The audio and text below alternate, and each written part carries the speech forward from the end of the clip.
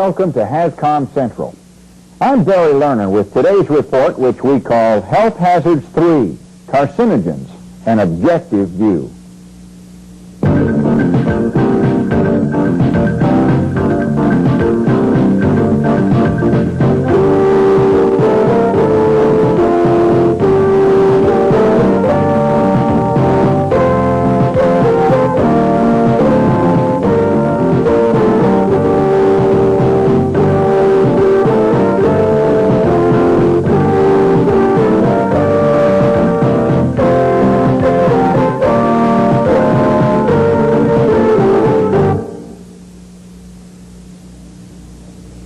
What do you think of when you hear the word cancer?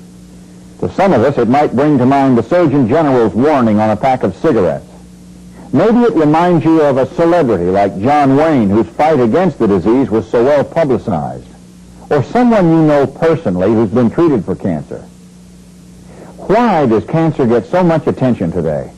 Well, for one thing, many other scary diseases like polio have been defeated. There's a lot of research being done on cancer, and new statistics get big news coverage. The American Cancer Society estimates that 850,000 people are affected by the disease every year, and that cancer will occur in 3 out of 4 families.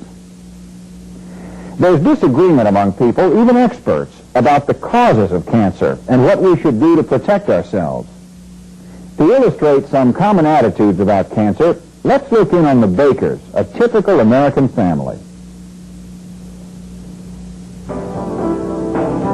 That's just the way. That's just the way.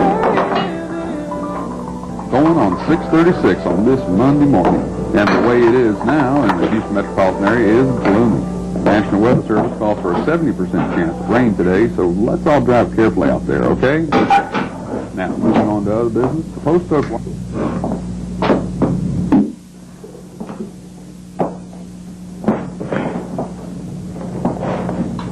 Pass the butter, honey.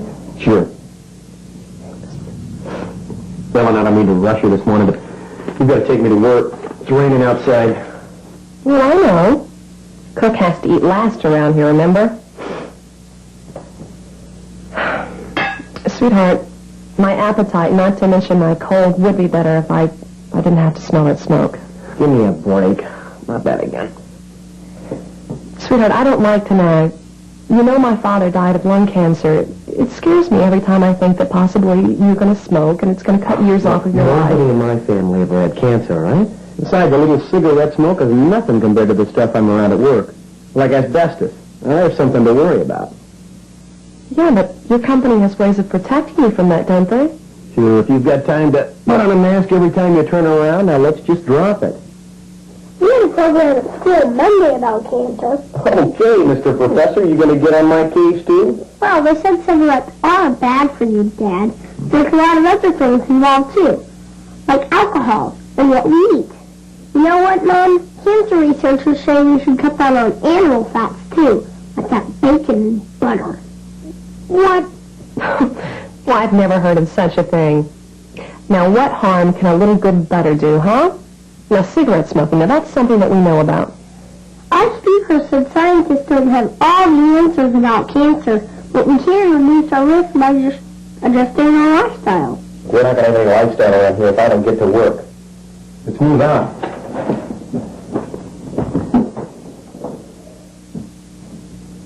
The Baker family's concerns about cancer, as with most of us, is a reaction to information from many sources, such as government health agencies, television, and even advertising.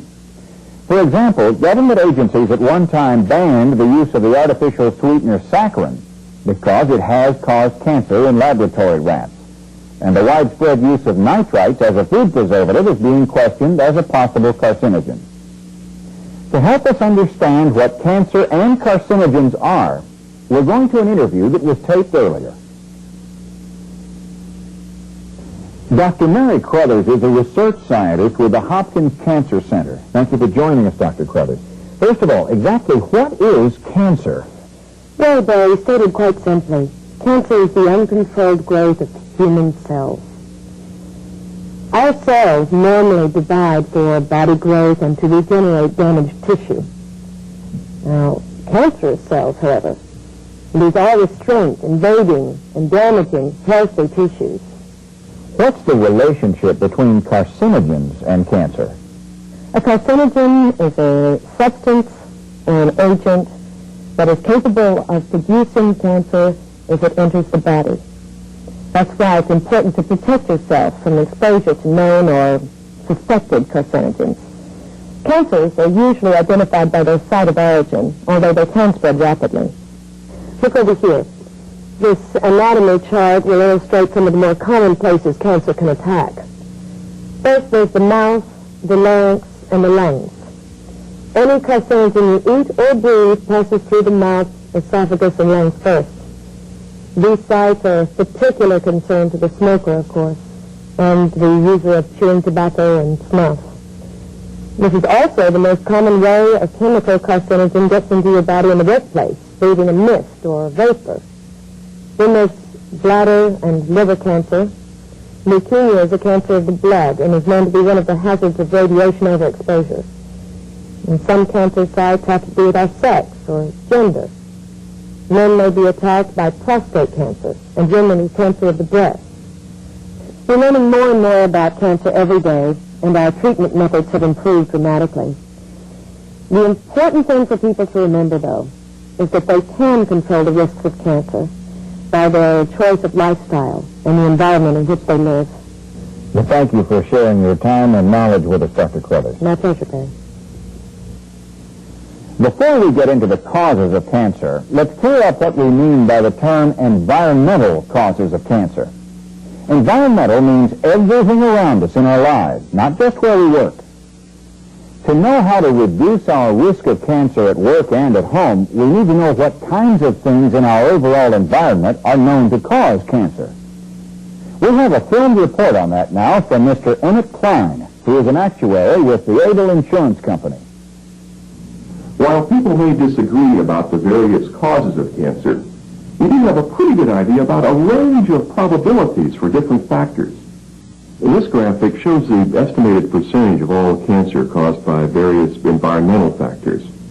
As you can see, it's estimated that tobacco causes from 25 to 40% of all cancer. Diet ranges from 10 to 70%. Drinking alcohol is thought to cause from 2 to 4%. And although there's disagreement over the last one here, responsible estimates show occupational causes representing only from 2 to 10% of cancer causes. There are other factors, such as heredity, that contribute to the likelihood of cancer also. It is encouraging to note that we can control our own exposure to many of the likely causes of cancer. We can limit our tobacco smoking and alcohol intake, for instance. We can choose to eat moderately and limit our diet of animal fats, which will also help us keep our weight down.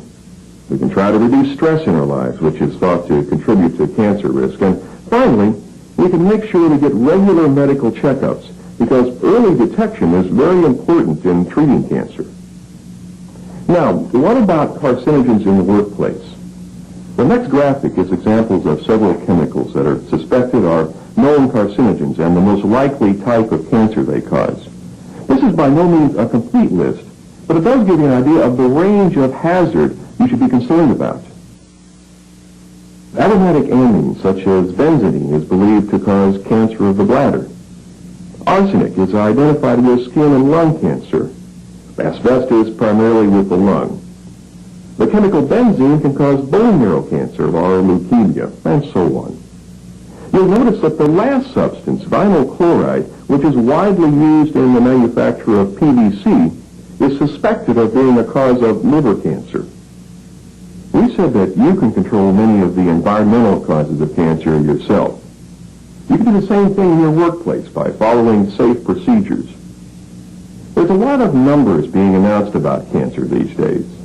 But one thing's for sure, there's a lot you can do to avoid becoming another statistic. The truth is, cancer statistics are in many ways the result of risk decisions we make every day. Cancer from industrial sources is believed to be minor in comparison to other environmental factors, as we saw earlier. Nevertheless, you can reduce your risk from carcinogens just as you do from other hazardous chemicals. by reading labels and material safety data sheets, by knowing and following the proper storage and handling procedures, and by using the personal protective equipment recommended by the MSDS and your own company procedures. Here's a list of substances that OSHA has identified and regulates as carcinogens. That means they'll be identified as carcinogens on labels and in the MSDS. Also listed will be any chemicals that are evaluated as carcinogens or suspected carcinogens by the International Agency for Research on Cancer, and any carcinogens or potential carcinogens identified by the National Toxicology Program. If these substances are found in a mixture in a concentration greater than 1/10 of 1%, OSHA specifies that the mixture will be labeled as a carcinogen unless it is tested otherwise.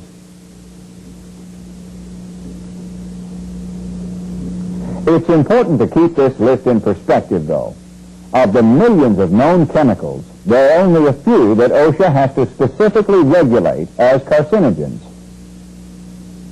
To see how attitudes at work affect risk decisions we can make about cancer, we'll look back in on Frank Baker. Remember him from our opening scene at breakfast? Now, Frank's at work talking to Hal, one of his co-workers, and Will Powell, the foreman. Let's watch.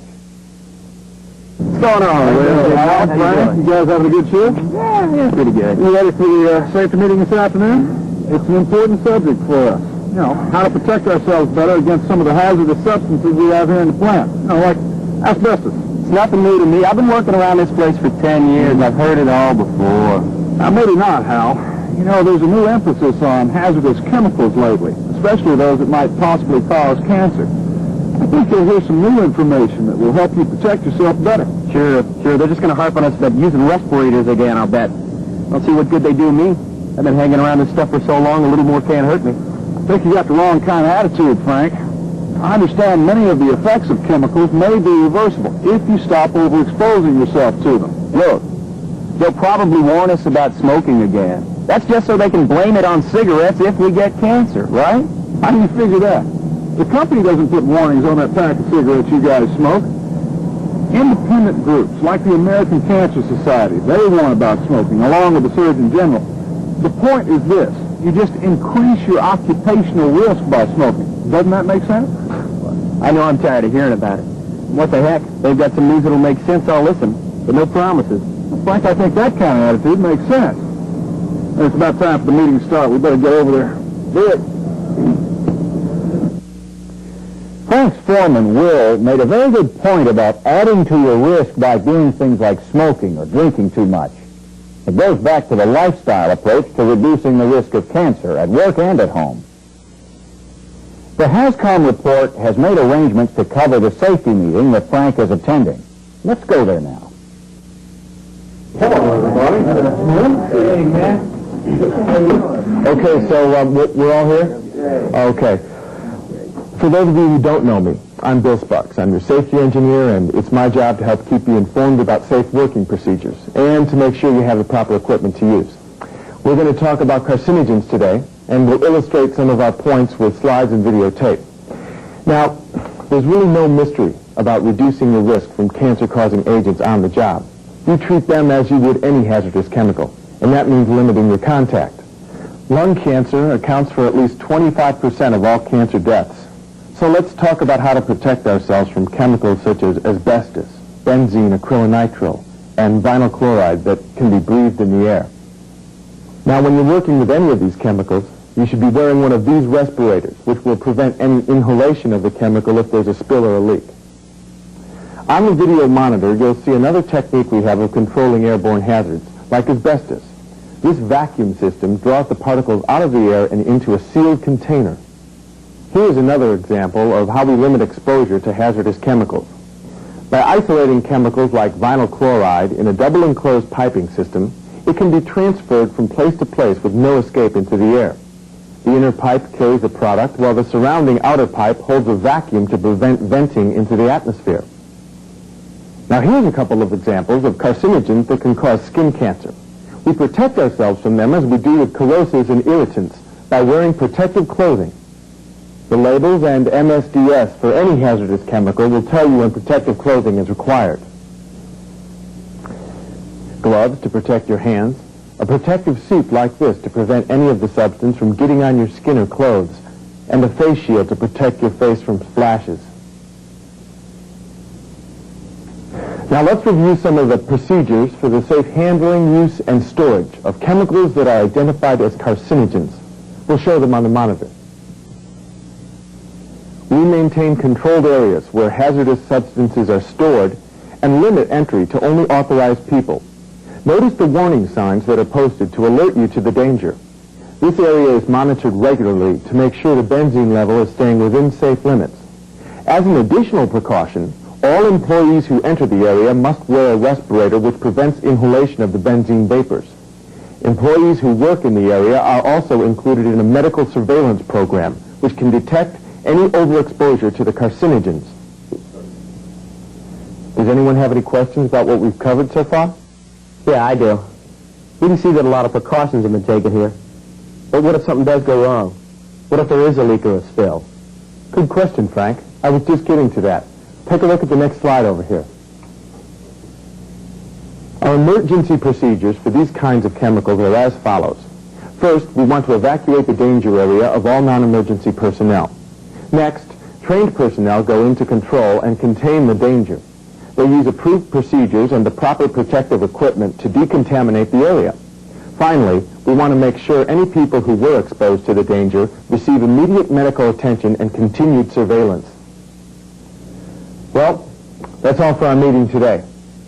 The main thought I'd like for you to take out of here is that we're doing everything we know to help protect you from any hazardous chemical, including those which are suspected as being carcinogens. But all our efforts will be in vain if each of you doesn't take responsibility for your own well-being, while you're here at work and in your private life as well. Thanks for being here. My pleasure. An enormous amount of money is being poured into cancer research. Scientists continually conduct experiments using laboratory animals to try to find answers. Researchers called epidemiologists study trends of the disease as it affects humans.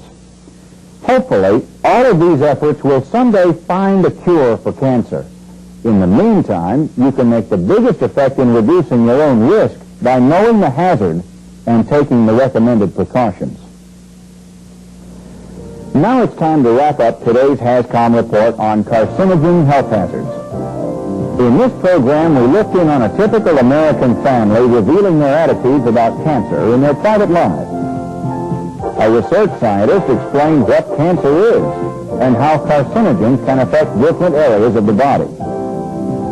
We watched as an insurance actuary showed us some statistics on cancer and actions we can take in our personal lives to limit the risk of cancer. We visited a safety meeting and saw some of the technology that's designed to limit worker exposure to hazards. We examined some personal safety equipment and learned what handling and storage procedures are designed for suspected carcinogens. We hope this and other programs in the HazCom series will help you to work safely around hazardous chemicals. I'm Barry Lerner. Thank you for watching.